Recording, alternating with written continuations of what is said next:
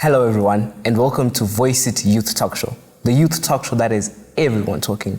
Today we're going to be tackling a very important topic, a poison that has infiltrated our society today that might actually be a problem to the future of this nation itself. I am Brendan Ndebele, your host, and there is my co-host. So today we're going to be delving deeper into drugs and substance abuse. Joining us today is our highly decorated doctor, Dr. Ndebele, who's got 9 years of experience in specializing with psychiatry, and she also has got a lot of experience in drugs and substance abuse, dealing with dementia as well, which deals with the brain. So she's the right person who can help us with this issue. Everyone, Dr. Ndebele. Hello viewers, thank you for coming and tuning in into this program. Hello Brendan, and how are you, Nokukanya?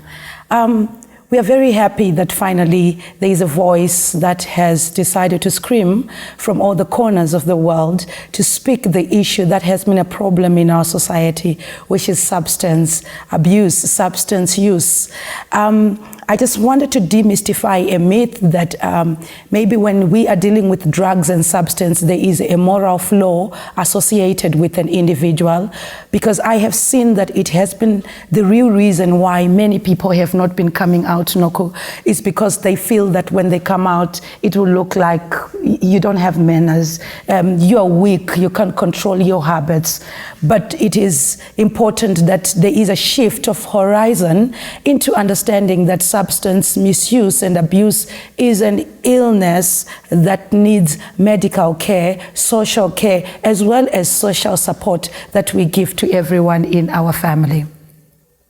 So basically, when we are talking about drug addiction or substance abuse, we are discussing the matters where there is a substance that is taken with an intention of using it, proper use, but there is an overflow into misuse. So any substance, Brendan, that you take and it alters your brain function until a state where there is habit formation, what we call dependence, then that substance is a potential substance for addiction.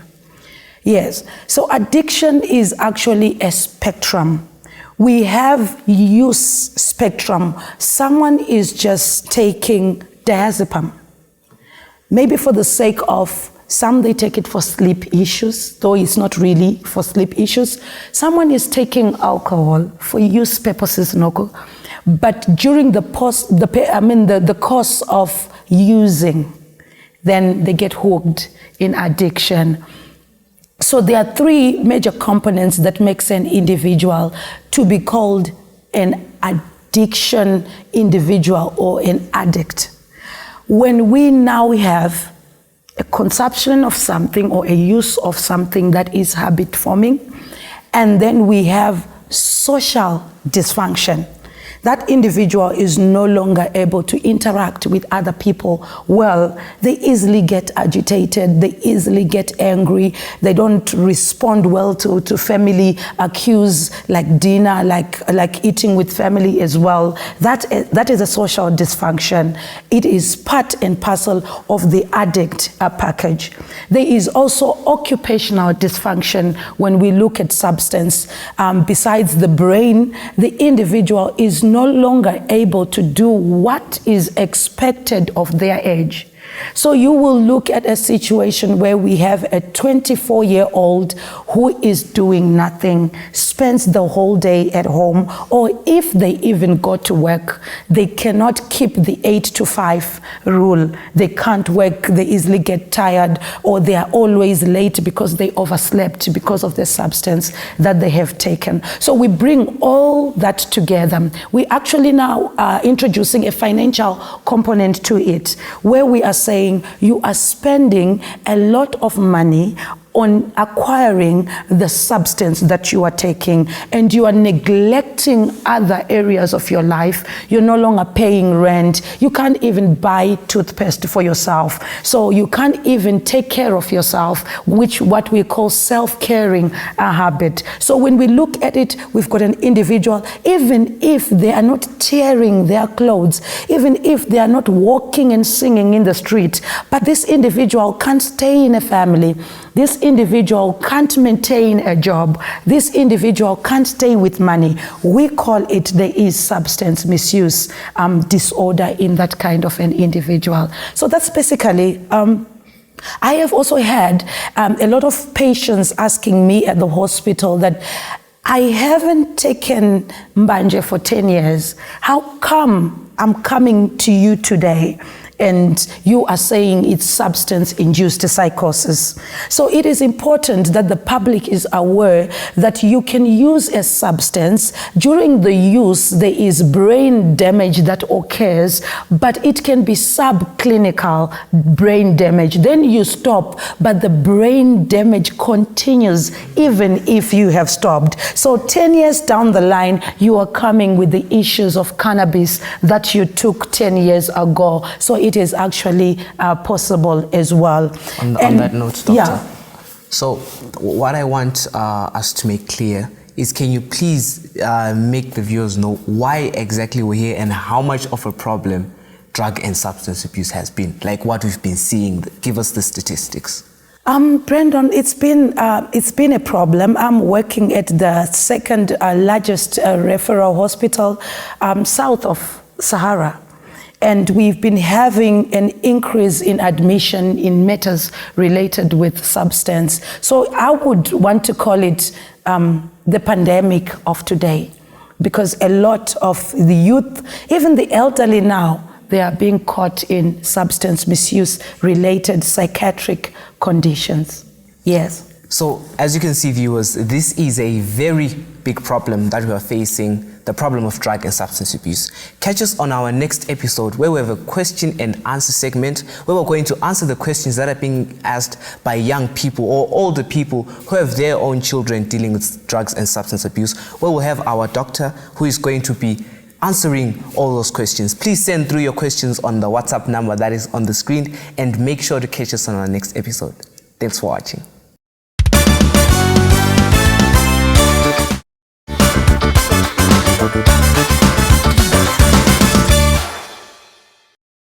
Hello everyone, and welcome to Voice It Youth Talk Show. Welcome to our question and answer segment where we have our doctor here, and we're going to be asking some of the most key questions on the information that she's been giving us from our previous episode. I am your host, Brendan Ndebele, and this is my co-host. And this is Voice It Youth Talk Show. So today joining us is our doctor, as he said, who's going to be assisting us in this issue of drugs and substance abuse, as she's got much experience in it. So, doctor, why do you think people are scared to come out about their issue based on drugs and substance abuse? Thank you, Noko, for that question. Essentially, it's been our social support system that has been lacking infrastructure to support somebody who has got substance misuse. There is an issue of stigmatization. There is also a moral component I had spoken about in our first episode, that a parent or a guardian knowing that their child or their relative is in substance misuse, they don't want to be associated with them because it looks like they failed as a parent, or it will look like they didn't train their child well. So you find the person who is in the doldrum of substance misuse would rather die alone, but preserving, a family name, but still going down because of the effects we were discussing about. So I've had people come to me saying, what exactly is wrong with alcohol? Because someone says to me, I've been taking alcohol for the past 15 years. Nothing has happened to me. My grandfather has been taking alcohol for more than 50 years and he died at 87. So it then brings a question. Is drug and substance abuse really, a problem, and who is more likely to be affected by drug and substance abuse? Thank you, Brendan. I would love to answer your question in two parts. First of all, when we are looking at a substance, we are not looking at alcohol as a name. We look at the psychoactive component in alcohol. So you will realize alcohol we've got lagers, it's an alcohol. We've got spirits, it's an alcohol. We've got some, they call it masese, ingwebu, it's alcohol as well. We've got njengu, it's alcohol. So it becomes umbrella for somebody to say, I drink alcohol. But from a practitioner's perspective, I want to know which type of alcohol do you take? And then when you tell me, I will know the alcohol content. Because in alcohol, this psychoactive component is ethanol, which is the alcohol that damages. You also look at cannabis. When somebody tells me I'm taking cannabis, I go a step further. I want to know which type of cannabis are you taking. Cannabis is weed, by the way, for those who, don't know. So the weeds are different. There is what they call the bush type. It has got less THC. THC is the component in cannabis, which is psychoactive. That's the component that damages the brain, that interacts with the brain. The rest is just smoke and other things that are there. But THC component becomes my worry when somebody says I'm taking cannabis. Skunk has got more THC per one joint compared to bush per one joint. So all that matters when we are talking about substance. I would also want to give, there are other substances that are socially acceptable, like coffee. Yes. So somebody says, look, I'm better. I drink coffee, and this one is worse because they're taking njengu. But in coffee, I'm looking at caffeine component. Caffeine is the substance in coffee. The other things, they don't affect the brain, but the caffeine component interact with the brain. So decaf is good? It depends with, as you can see, when we are talking about groceries, people are in business. Sometimes it can be decaf, but still having above limits caffeine in them. So it is important that as a society, we are aware of the reference values for caffeine. If you're taking caffeine, that will not cause a state of tolerance in your brain. Yes, and then secondly, our substances are classified. We've got substances that are called stimulants. Stimulants are the substances which, when you take them, whichever way, whether you smoke or you drink that component, it awakens, it arouses your brain above the normal acceptable limits.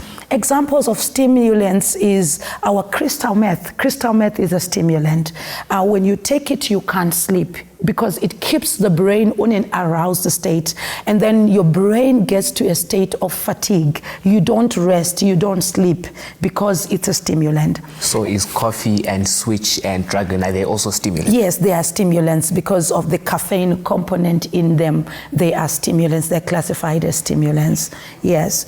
We also have some which are called CNS depressants. Instead of waking up the brain, they make the brain sleep.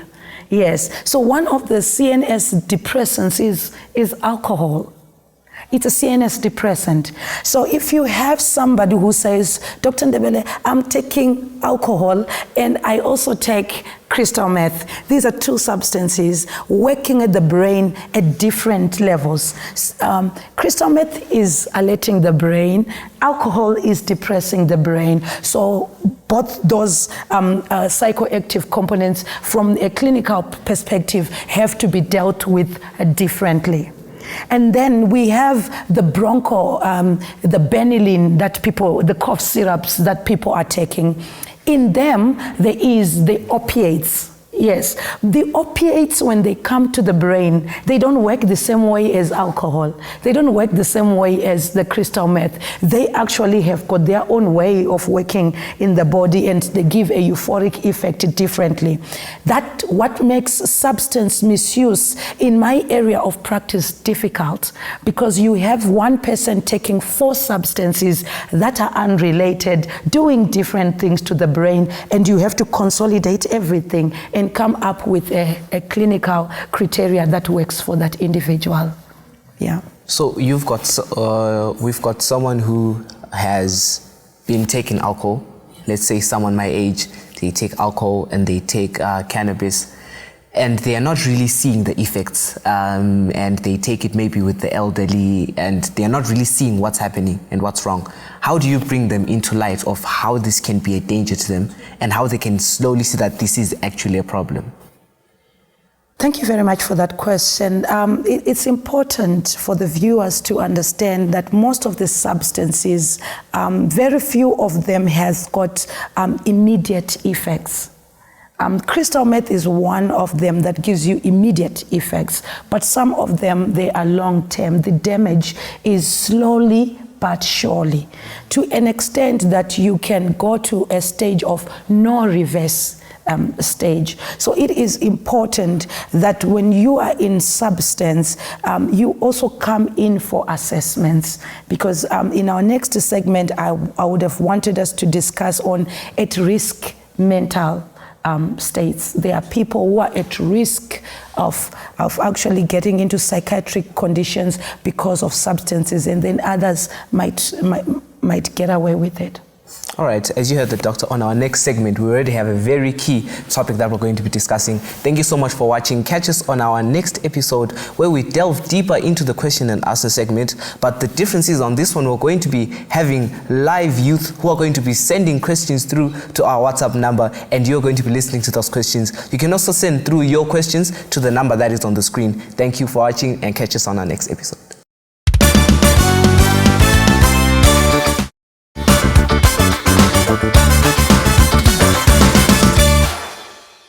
Hello everyone, and welcome to our final segment of the question and answer, where we have Doctor here.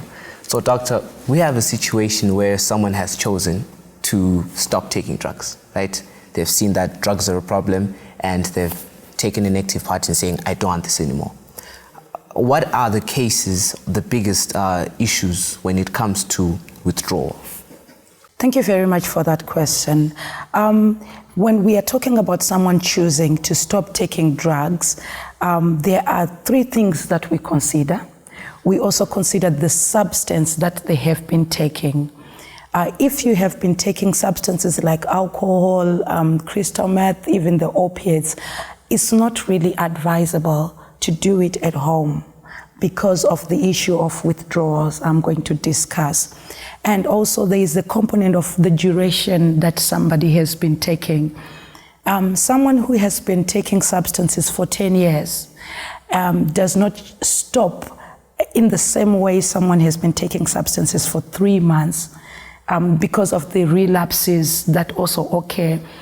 So in that setup, we'll be wanting to know if they have got a good social fiber in their family to help them walk through the pains of cravings as well as the withdrawals. Addressing the issue of withdrawals, Brandon, we've got mild withdrawals, where it's just a headache and then you just feel unease. We call it mild withdrawals, and people normally have got some concoctions that they use at home. I'll get some black tea and then I'll feel much better. But withdrawal is best dealt with at a medical facility. We've got conditions like delirium tremens. They are life-threatening. Those are the ones that the society normally calls, I found the person had just knocked and died. It's when the body itself fails to manage withdrawals. So we always advise that in a state of withdrawals, an individual must go to the health facility, especially if there's alcohol-related, opiates-related, like Bronclear and Benylin, come to a facility. Then we do a process called detox to actually make you deal with the withdrawals, but in a safe environment. All right. Yes. That makes sense. So let's say, for example, I'm at home and I've been addicted to drugs. Has it ever been an issue of how do I include, like you said, you're having a good social fiber in the family? How do I include this social fiber?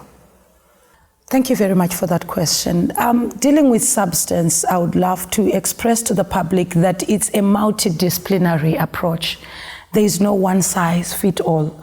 We always would want to include other medical professionals in this area. We've got social workers that we can include to bring the family together, go back, because there are some people, Noku, who are into drugs, not because they want to be, but because socially at home, things that are happening, they are sending them to substances for leisure, to forget what's happening at home so that I can be intoxicated and numb the pain. So it is of no use to keep sending the individual back to that environment, output in quotes, toxic. And then it's a cycle. They are still in the doldrum. Somebody hasn't pulled them. So in that aspect, we need to include social workers. They go down where the individual is coming from. What are the issues? Is she being raped, if it's a female? Is the guy undergoing a childhood adversity at home? Then they address social factors at home. We also have a situation where it is like the at-risk mental states. There are people who have got bipolar. They have got this in their brain that they cannot control whatever it is that they do. So they always do it without inhibition. If they drink too much. If they laugh too much. Whatever it is they do is too much. So we also address it that way. So at the end of the day, we want to bring in the family. We want to bring in the medical side. We want to bring in the occupational therapist on that side to get that guy back at work. Get that guy, yes. We also want to bring the social therapist on this side to join in the family. Right. Yeah. So there's a question that just came into my mind while you were speaking, but I want to direct it to Nokanya because she's another youth. So would you be comfortable, let's say you've been addicted to drugs, would you be comfortable in letting your mother help you to let go of those drugs? In what way? What exactly do you mean, help me? How highly are you more likely to be murdered when they find out that you've been taking weed? I feel like sometimes, as she said, it is important to involve our families so that they can help us. But also I feel like they will judge in a way if you're now telling your mother, oh, I'm addicted to drugs, you know? Yeah. Yes, so, but I feel like we should have talks and be free with our families. So personally, I would be comfortable getting help from my mother. Yeah. Yes, I agree with we are looking at a new day for psychiatry and substance misuse where children and the youth are free to discuss their struggles with their parents. There are ways in which we treat you from substance misuse by actually reducing quantity, because quantity is a component of which is important in diagnosing substance misuse or addiction per se. The more you drink, the high chances that you quicken your way to addiction without a return road. So sometimes we'd want to say, okay, you are in addiction, you are taking 15 cigarettes a day. Let's start by cutting 5, working with you. You have the willpower, but sometimes the cravings sends you to the 15 my body is used to. But including your mom makes it better. So mom stays with the 15 cigarettes of the day, and then we remove the 5 and we say for the next coming 1 week, let him take 10. So she calls you in the morning, 8 a.m., your 2 cigarettes are ready, and then in the afternoon she gives you 2, like that, until you get down to an extent of 1 and even 0. You come up well. Yeah. Just to say that could never be my mother. I think belt and button stick would be my mother's methods. That was actually just a notification. Our lines are actually open for questions from the youth. I have a question here, a youth from Hillside, who says, how can I help a friend who is struggling with substance abuse? Oh, that one is quite difficult because it depends on these 2 things. There is a person who is in substance and has insight, Insight is knowing that I need help. I'm in a problem and I can't deal with it on my own. I need help. Then we also have got youth B, who is in substance but feels I'm okay, I don't need help. It's these people who they're just worrying about my drinking. It's about them, but as of me, I'm fine. So it's difficult to get youth B who thinks they're fine to seek for help. But youth A who feels like I need help, the starting position is to visit a mental health institution where you will have access to what we call psychologists. Psychologists are therapists that will sit with you and draw up your life from the time you were born and address the root issues of why you found yourself in substances. So you'll be talking about your struggles, what sent you to substances, why do you think you can't come out, what is your availability of substances like? Because if the beer is always in your mother's fridge, it's difficult to say you want to stop when you're opening the fridge, you want water. There is beer, and then you say, oh, a sip, and then you remember, I want to come out. So all those things the psychologist can address. It is only when the psychologists feel like there are psychiatric symptoms that they can bring to us medical practitioners and say, I think maybe we now have got anxiety-related disorders, we now have got mood-related disorders, or even frank psychosis in that part. So youth A can get help through those channels, but youth B now, sometimes we need to wait until they are now a danger to themselves or to other people for us to intervene. So if I've got my friend who's partaking in drugs, the first step would be to try and make them realize how they are becoming a danger. Yes. Okay.